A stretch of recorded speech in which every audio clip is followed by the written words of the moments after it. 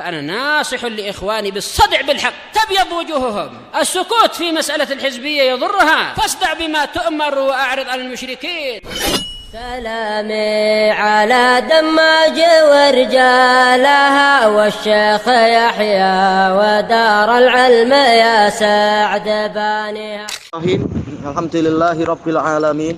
Ashhadu an la ilaha illallah wahdahu la syarikalah wa ashhadu anna Muhammadan abduhu wa rasuluh. Allahumma sholli ala Muhammadin abdika wa rasulik wa ala alihi wa ashabihi ajma'in, amma ba'd.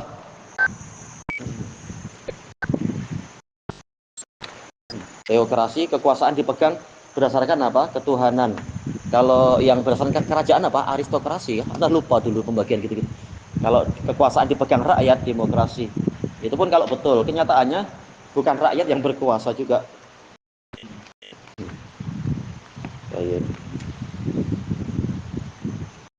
Kita masih di muka surat 473 dari Al-Bidayah wa Nihayah. Qala Allah Ta'ala, summa badalahum min ba'di ma ra'awul ayat la yasjununnahu hatta hin. Kemudian nampaklah bagi mereka setelah mereka melihat tanda-tanda, dijelaskan oleh para ulama, yaitu apa? Tanda-tanda bara'ah, bersihnya Yusuf dari tuduhan itu. Apa yang nampak bagi mereka? La yasjununnahu hatta hin, yaitu mereka benar-benar mereka merencanakan dan melaksanakan ini, memenjarakan dia sampai suatu ketika. Dijelaskan oleh para mufassirin, ini adalah politiknya penguasa agar fitnah itu menjadi reda, agar orang tidak lagi membicarakan perkara yang memalukan bangsawan, maka orang yang terkait dengan itu dipenjara saja biar padam berita-berita itu, biar hilang. Baik, tidak lagi muncul, tidak lagi menimbulkan polemik di masyarakat dan sebagainya. Ya, dia dipenjara saja. Baik, sebagaimana itu yang menjadi ijtihadnya pemerintahan Bani Saljuk di masa Syekhul Islam, ketika orang-orang Sufiyah demonstrasi di Mesir minta agar Syekhul Islam dibunuh karena menghina para ulama. Syekhul Islam mengatakan, saya enggak menghina ulama, tapi ulama tidak boleh disembah, kubur-kubur tak boleh disembah, sembahlah Allah. Nah, sementara pemerintah memang walaupun raja, tapi raja sudah agak melemah, sehingga raja mengatakan kepada Syekhul Islam, daripada Anda di luar nanti dibunuh atau apa, Anda penjara saja ya. Syekhul Islam bilang, oh, boleh, saya di penjara aja, saya lebih suka tenang di dalam. Malah dimuliakan sama para penguasa di dalam penjara. Intinya agar rakyat tenang. Walaupun belum tentu rakyatnya betul, tapi sudah, biar tenang, dah di penjara saja dan tidak dibunuh. Wa dakhala ma'ahu sijna fatayan. Sijna maf'ul bih dari dakhala. Beliau memasuki penjara disertai dengan dua pembantu. Qala ahaduhuma inni arani a'siru khamra. Salah satunya mengatakan, sesungguhnya saya melihat saya ini memerah khamr. Ini dalam ilmu balaghah, yaitu menamakan akibah, menamakan musabbab dengan apa? Dengan sebabnya. Jelas harusnya adalah apa itu? A'siru apa katanya anggur itu apa? Inab, ya, inab. Tapi malah menamakan inab dengan hasilnya di masa itu, yaitu khamr. Jelas yang diperah bukan khamrnya. Wa qala al-akharu inni arani ahmilu fawqa ra'si khubza. Dan yang lain mengatakan, saya melihat saya ini memikul di atas kepala saya roti. Ta'kulut tayru min, burung-burung memakan sebagian dari roti tadi. Nabi ta'wilih, kabarkan kepada kami tafsirnya. Karena takwil adalah apa? Al-haqiqah allati ya'ulu ilaihal amr, hakikat yang mana urusan kembali ke situ. Jadi hakikat dari mimpi ini apa? Inna naraka minal muhsinin. Alasannya apa? Kami melihat engkau termasuk dari minal muhsinin. Dijelaskan oleh sebagian mufassirin, maksudnya muhsinin di sini adalah orang yang yuhsinu fis sina'ah wal hirfah, pandai di dalam pekerjaan. Yaitu apa? Anda pandai di dalam takwil mimpi. Ajari saya, ajari kami. Baik.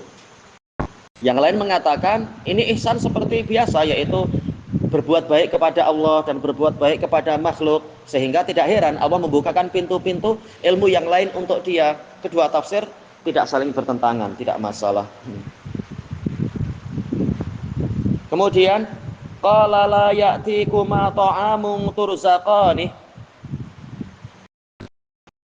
Beliau mengatakan tidaklah datang kepada kalian makanan sebagai fa'il, kuma sebagai maf'ul bih, turzaqani yang kalian diberi rezeki dengan makanan tadi, illa nabba'tukuma bi ta'wilih, kecuali aku akan mengajarkan kepada kalian tafsirnya, yaitu tidak perlu menunggu lama, aku sudah tahu jawabannya sebelum lagi makanan datang kepada kalian. Qabla ayyatiyakuma, sebelum makanan itu datang pada kalian. Dari mana ilmu ini? Dzalikuma mimma 'allamani rabbi. Itu tadi adalah termasuk dari yang diajarkan kepadaku oleh Rabbku. Nah, ini kata sebagian mufassirin pentingnya tamhid di dalam dakwah. Sebelum kita menyuruh ini, melarang itu, kita berikan kata-kata pengantar dulu yang baik agar mereka tahu bahwasanya Nabi Yusuf memang ada ilmu, sudah memiliki ilmu. Makanya kata Imam Nawawi, boleh seseorang ketika berdakwah mengatakan saya sudah belajar ini, bukan untuk membanggakan diri, tapi agar orang merasa percaya bahwasanya orang ini layak diambil ilmunya, jangan disia-siakan sebelum betul-betul menyebutkan isi ilmunya. Baik. Nah, dengan penjelasan bahwasanya beliau ini mendapatkan wahyu dari Allah, maka beliau masuk kepada tauhidul uluhiyah. Inni taraktu millata qaumin la yu'minuna billah. Sesungguhnya aku telah meninggalkan agama suatu kaum yang tidak beriman kepada Allah. Wa hum bil akhirati hum kafirun, dan mereka mengingkari hari akhirat. Sehingga rajin maksiat karena tidak yakin akhirat, dan tidak takut pada Allah karena tidak beriman pada Allah. Wattaba'tu millata abai Ibrahim wa Ishaq wa Ya'qub, dan aku mengikuti agama nenek moyangku, yaitu Ibrahim, Ishak dan Yakub. Walaupun kita tahu nabi-nabi Bani Israel dan bahkan setiap nabi itu hanya diutuskan kepada kaumnya kecuali Nabi Muhammad Shallallahu Alaihi Wasallam. Tapi itu tidak menghalangi untuk mengajak orang kepada tauhid, walaupun orangnya mungkin dari Egypt atau dari Sudan atau dari mana, tidak disebutkan mereka berdua dari mana, tapi paling tidak mereka diajak kepada tauhid. Baik. Agar mau masuk Islam dan sebagainya. Maka nalana an nusyrika billahi min syai'. Tidak layak bagi kita. Maka kata Syekhul Islam, ini adalah ghayatul imtina, yaitu pelarangan yang paling kuat, tapi dengan pola yang seperti ini, makana atau lam yakun, yaitu sangat tidak layak untuk kita menyekutukan sesuatu apapun dengan Allah. Dzalika min fadlillahi alaina wa 'alan nas. Yang demikian tadi adalah kurnia dari Allah kepada kita dan kepada umat manusia. Baik. Menunjukkan dakwah tauhid ini untuk semua, walaupun sebenarnya adalah masing-masing nabi membawa syariat untuk kaumnya, tapi tidak menghalangi untuk yang lain diajak kepada agama yang benar. Sebagaimana Nabi Musa mendakwahi Fir'aun dan Allah menyuruh itu, halaka ila antazakka dan seterusnya. Baik. Disebutkan oleh Imam At-Tabari bahwasanya tauhid ini adalah kurnia Allah, karena tanpa tauhid orang akan rugi dunia akhirat. Tapi masalahnya apa? Walakinna aktsaron nasi la yashkurun. Akan tetapi kebanyakan manusia tidak bersyukur. Iya, malah apa? Dakwah tauhid diperangi dengan alasan ini Wahabi, padahal mengajak mereka agar mereka selamat. Baik. Ya sahibai sijni arbabum mutafarriquna khair amillahul wahidul qahar. Wahai dua orang yang di penjara, walaupun penjara bukan milik dia, tapi karena dia yulabisus sijen dikatakan sahibus sijen. Baik, karena disebutkan oleh Al-Munawi adnal mulabasah cukup dikatakan sebagai musahabah. Walaupun mungkin ini musuh dia, tapi dikatakan sahib. Innahu kana harisan ala qatli sahibi. Dia semangat untuk membunuh temannya. Jelas bukan teman, musuh. Tapi karena ada hubungan dikatakan sahib. Baik. Apakah rob-rob yang bercerai-berai, berpencar-pencar, beraneka ragam lebih baik, ataukah Allah yang Maha Tunggal lagi mengalahkan segalanya? Nah, kata para ulama ini menggunakan akal, yaitu mengajak agar akal itu bekerja dengan baik, karena akal yang sehat tidak akan mengikuti kecuali yang sesuai dengan fitrah. Bukan kita mengagungkan akal, tapi Akal yang sehat disuruh untuk memilih mana yang layak disembah. Tuhan yang beraneka ragam, masing-masing keinginannya beraneka ragam, menyusahkan kita, atau cukup satu saja. Ya kalau Tuhannya 5, masing-masing minta persembahan, susah, kita harus beli kambing banyak-banyak misalkan. Akal sehat akan menimbang seperti itu. Al-Qahar yang mengalahkan segalanya. Kalau yang lain-lain itu memang Tuhan banyak, berarti mereka sebenarnya lemah. Sampai kekuasaan terbagi-bagi macam itu. Mestinya satu Tuhan menundukkan segalanya. Ma ta'buduna min dunihi illa asma'an sammaitumuha. Tidaklah kalian sembah selain Allah. Menunjukkan ini ajarannya bukan hanya tauhid rububiyah, memang menuju kepada tauhid ubudiyah. Tidaklah yang kalian sembah selain Allah kecuali nama-nama yang kalian buat, antum wa aba'ukum, dibuat-buat oleh kalian dan nenek moyang kalian sendiri, ma anzalallahu biha min sultan, yang sama sekali Allah tidak menurunkan argumentasi atasnya. Kata Syekhul Islam, ilmu dikatakan sultan karena dia menundukkan hati. Walaupun orangnya mengingkari, tapi hatinya tahu memang ini yang betul, tak mampu untuk mengelak walaupun lidahnya menentang. Inil hukmu illa lillah, tidak ada hukum kecuali milik Allah. Ini bagian dari tauhid rububiyah, karena konsekuensi rububiyah adalah menghukumi, menegakkan hukum dimanapun. Tapi ini konsekuensinya kemana? Yaitu ubudiyah lagi. Amara alla ta'budu illa iyyah, dia memerintahkan untuk kalian tidak menyembah kecuali kepadanya. Ini ada pembahasan dalam usul fikih. Apakah amr ini hakikatnya juga mencakupi nahi? Jelas ini nahi kan? La ta'budu illa iyyah, ini nahi. Tapi tahu-tahu dimulai dengan amara alla ta'budu illa iyyah, menunjukkan amr juga masuk kepada nahi. Tapi nahi dari apa? Diddih. Bukan konsekuensi, tapi mengandungi itu. Mengandungi larangan dari melakukan yang sebaliknya. Baik. Dzalika dinul qayyim, yang demikian tadilah agama yang benar, sebagaimana dalam ayat yang lain, wa ma umiru illa liya'budullaha mukhlishina lahuddin hunafa wa yuqimus shalah wa yu'tuz zakah wa dzalika dinul qayyimah, yaitu din la wijaja fih, agama yang tidak ada kebengkokan di dalamnya, agama yang lurus. Baik. Sesuatu yang lurus, akal sehat akan gembira, karena apa? Jalan yang lurus pasti paling pendek. Kalau jalan bengkok-bengkok pasti panjang, memerlukan masa yang panjang dan seterusnya. Kalau lurus, dialah yang paling pendek dan paling menyampaikan kepada tujuan. Memang ayat ini, yaitu Nabi Yusuf berusaha untuk mengetuk akal sehat mereka agar dipakai setelah selama ini akalnya tidur, menyembah patung, padahal patung tak mampu apa-apa. Walakinna aktsaran nasi la ya'lamun, akan tetapi kebanyakan manusia tidak mengetahui. Ya sahibai sijni amma ahadukuma fayasqi rabbahu khamra. Dijelaskan oleh para mufassirin, ini menunjukkan bagusnya urut-urutan di dalam dakwah. Sebelum membicarakan takwil ini dan itu, beliau mengajak untuk memikir yang lebih penting, yaitu keselamatan agama mereka. Takwil mimpi boleh nanti, tapi saya ajari kalian dulu ilmu agama yang benar, terutama yang nanti dihukum mati, ya paling tak sebelum mati dia sudah tahu kebenaran dan masuk Islam. Disebutkan dalam Israiliyat, dua-duanya masuk Islam setelah melihat bagusnya dakwah beliau dan benarnya takwil beliau dan seterusnya itu.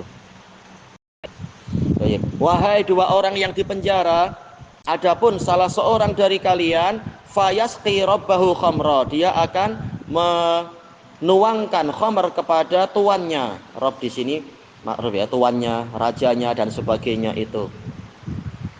Jadi ini takwil dari aksiru khamra. Kemudian wa ammal akhar, adapun yang lain, fayuslab, maka dia akan disalib.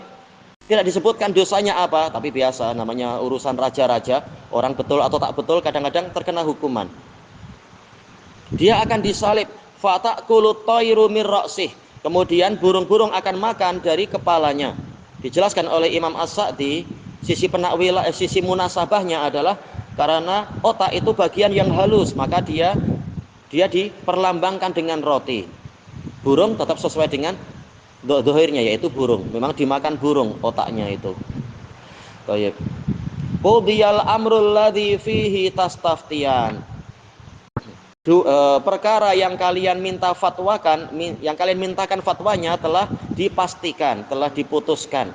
Kata Al-Qurtubi, ini sesuai dengan hadis Nabi yang disahihkan oleh Syekh Albani juga itu, bahwasanya mimpi itu bagaikan apa itu? Di kaki burung, bagaikan sesuatu yang ada di kaki burung, yang satu sudah diletakkan, yang satu masih diangkat. Kalau ditakwil maka diletakkan dan akan terjadi sesuai dengan penakwilannya. Dan hadisnya sahih, tapi dia tidak sesuai dengan keumumannya, diikat dengan dalil-dalil yang lain. Dan disebutkan oleh Al-Qurtubi, ini menunjukkan takwil mimpi ini juga bagian dari fatwa. Makanya harus berhati-hati, tidak bermudah-mudah dalam menakwil mimpi, karena ini fatwa juga. Qal yadhkuru ta'ala 'anil aziz, Allah Ta'ala bercerita tentang bangsawan itu, penguasa itu, wa mra'atih, dan istrinya, annahum badalahum, yaitu nampak bagi mereka, ay dhahara, nampak lahum untuk mereka, minar ra'yi, yaitu nampak suatu pendapat, ba'dama alimu, setelah mereka mengetahui bara'ata Yusuf, bersihnya Yusuf. Pendapat apa yang nampak bagi mereka? An yasjunu, yaitu memenjarakan dia ila waqt, sampai pada suatu ketika. Baik.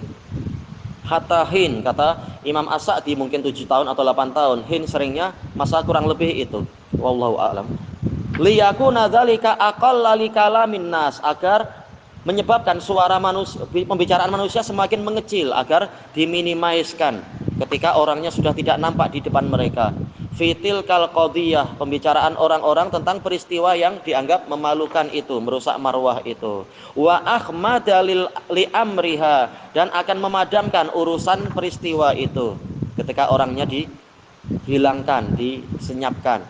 Waliyudhiru annahu rawadaha, dan agar mereka menampakkan kepada masyarakat bahwasanya memang Yusuf lah yang menggoda wanita itu, makanya dia layak dipenjara. An-nafsiha, agar si wanita menyerahkan dirinya.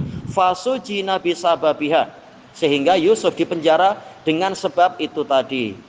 Biasa berita jadi diputar belitkan. Fasajanuhu dzulman wa udwana, maka mereka memenjarakan beliau secara zalim dan melampaui batas. Ilahuna wallahu a'lam.